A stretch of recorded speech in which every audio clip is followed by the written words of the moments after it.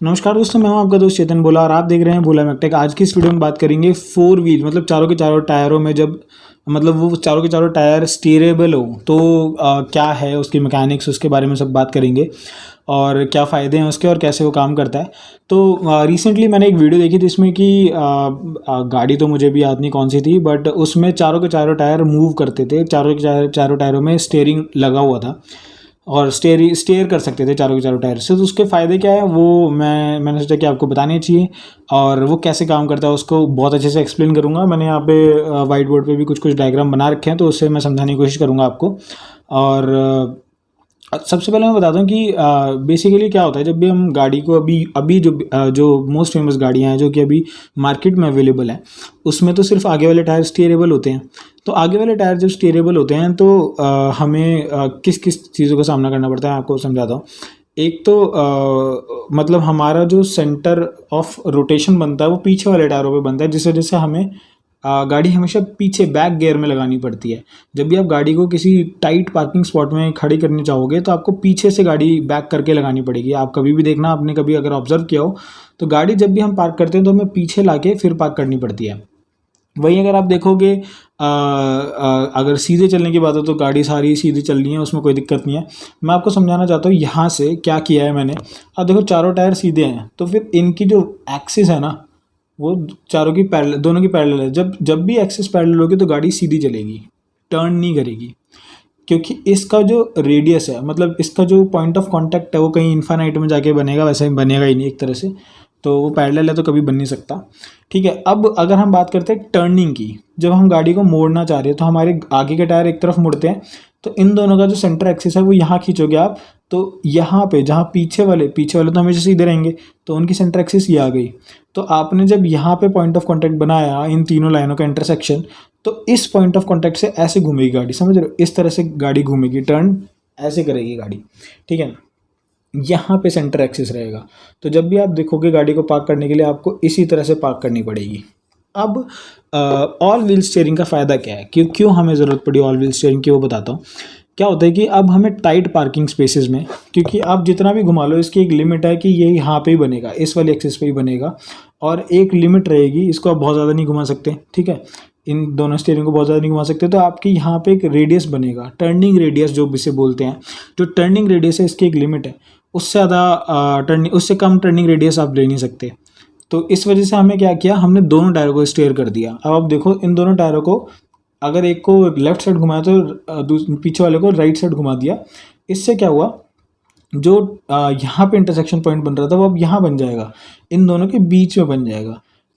जो पहले वाले टायर घूमे उसकी वजह से ये यहाँ पे आई, अगर ये घूम जाएंगे तो उसकी वजह से ये दोनों एक्सिस ऊपर उठेंगी, वो कहीं यहाँ जाके इंटरसेक्ट कर जाएंगी, जैसे कि यहाँ हुआ है।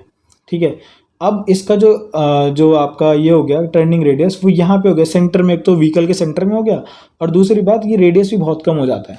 जो आप यहाँ देखोगे ये रेडियस भी बहुत कम हो जाएगा और आर डैश R1 से बहुत कम होगा। ठीक है, मतलब लगभग आधे से थोड़ा सा ज़्यादा होगा। और मतलब मैंने इसकी पूरी कैलकुलेशन नहीं करी, मैं कर रहा था तो मैं थोड़ा सा कन्फ्यूज़ हो गया, वरना मैं आपको वो भी समझा सकता था। जब इसका टर्निंग रेडियस कम हो गया तो इसका मतलब आप ज़्यादा शार्प कट ले सकते हो, ज़्यादा कम एरिया में गाड़ी को घुमा सकते हो। मतलब इसको पार्क करने में भी दिक्कत नहीं होगी। बहुत छोटे से इसमें आप इतने से रेडियस में पूरी घुमा लोगे गाड़ी। पहले जो इतना बड़ा रेडियस बनता वो अब इतने से रेडियस में आप गाड़ी घुमा लोगे। ठीक है, समझ रहे हो? इस वजह से इसको हमने लगाया। अब उसके बाद हम बात करते हैं ये जब आप अब इसकी एक प्रॉब्लम होती है, जब आप आगे के टायर अपोजिट और पीछे के टायर अपोजिट डायरेक्शन में घुमाते हो तो क्या होता है, आगे के टायर इसको इधर घुमाना चाहते हो, पीछे के टायर इसको नीचे, पीछे से ऐसे इस तरह से गाड़ी चलती है, समझ रहे हो? अभी गाड़ी ऐसे चलती है, मैं समझाने की कोशिश कर रहा हूँ। अभी गाड़ी ऐसे चलती है, ठीक है, पीछे वाले टायर आगे वाले टायर को फॉलो करते हैं। उसमें क्या होगा, पीछे वाले टायर आगे वाले से अपोजिट चलेंगे, इस तरह से गाड़ी चलेगी, समझ रहे हो? पीछे वाली चीज़ भी मूव करेगी। अब इसमें इशू क्या होता है, जिसमें शॉर्ट आपका ज़्यादा छोटा हो जाता है टर्निंग रेडियस में, इशू ये आता है कि हम गाड़ी को जब हम हाई स्पीड पे चलाते हैं तो क्या होगा कि ये गाड़ी पलटने के बहुत ज़्यादा चांसेस हो जाएंगे। mv²/r जब होता है तो जो r है वो टर्निंग रेडियस है। अगर आपने r को जितना कम किया उतना ज़्यादा सेंट्रीपिटल फोर्स लगेगी उस पर, तो जितना ज़्यादा सेंट्रीपिटल फोर्स उतनी ज़्यादा पलटने के चांसेस। तो अगर आपने इसका इस तरह से घुमाया हाई स्पीड पे, 60 की स्पीड पे आप घुमा रहे हो तो पलट जाएगी गाड़ी। अब इससे बचने के लिए क्या किया कि हमने दोनों टायर्स को सेम डायरेक्शन में कर दिया। अगर हमें हाई स्पीड पे लेन चेंज करनी है, इसका अब आप देखो कि यहाँ पे बहुत तगड़ा फ़ायदा है। ये जो सिस्टम होता है ये लगभग 20 तक की स्पीड पे चलेगा, 20-30 तक की स्पीड पे। उसके ऊपर है ना आपके पैरेलल जो मतलब दोनों टायर सेम डायरेक्शन में मूव करेंगे। अब मान लो दोनों टायर अगर सेम डायरेक्शन मूव कर रहे हैं तो गाड़ी क्या होगा, आगे वाले टायर भी इधर लेके जाना चाहते हैं गाड़ी को, पीछे वाले टायर भी इधर लेके जाना चाहते हैं, तो गाड़ी पूरी इस तरह से मूव करेगी, समझ रहे हो, इस तरह से मूव, सारी गाड़ियाँ इस तरह से मूव करेंगी। अब इसमें क्या हुआ, इसमें टर्निंग रेडियस आया ही नहीं। आप देखो यहाँ पे सारी जो एक्सिस हैं सारी पैरेलल हैं, तो इसमें टर्निंग रेडियस आया ही नहीं। जब टर्निंग रेडियस मतलब आया ही नहीं, या फिर बोलो इन्फाइनाइट हो गया टर्निंग रेडियस, तो mv²/r कहाँ से लगेगा। जब r इन्फाइनाइट हो गया तो आप समझो कि वो जो फोर्स है वो बहुत कम हो गई। जब फोर्स बहुत कम हो गई तो पलटने के चांसेस खत्म हो गए।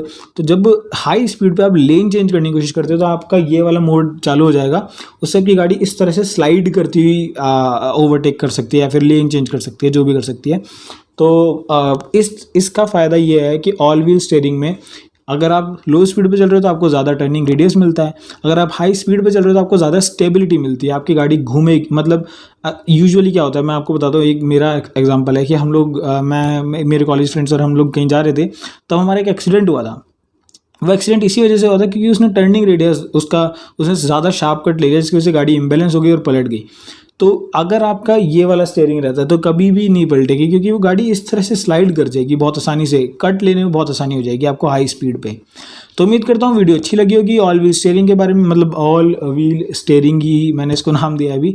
तो अगर वीडियो अच्छी लगी हो तो प्लीज़ वीडियो को शेयर करना अपने दोस्तों के साथ। अगर कोई सवाल है, कोई सुझाव है तो कमेंट सेक्शन में बता सकते हो। ऐसी बहुत सारी वीडियोस मेरे चैनल पे पहले भी पड़ी हैं, आप जाके प्लीज़ देखिए उन वीडियोस को और उनके बारे में बताइए कैसी है कैसी नहीं है। मैं कोशिश करता हूँ हर कमेंट की रिप्लाई करूँ, बट जितना हो पाता है मैं कर देता हूँ। धन्यवाद दोस्तों मेरी वीडियोस को देखने के लिए। यही मेरी वीडियोस को देखते रहिए, शेयर करते रहिए, सब्सक्राइब करते रहिए, बस इतना ही तो चाहिए। धन्यवाद दोस्तों।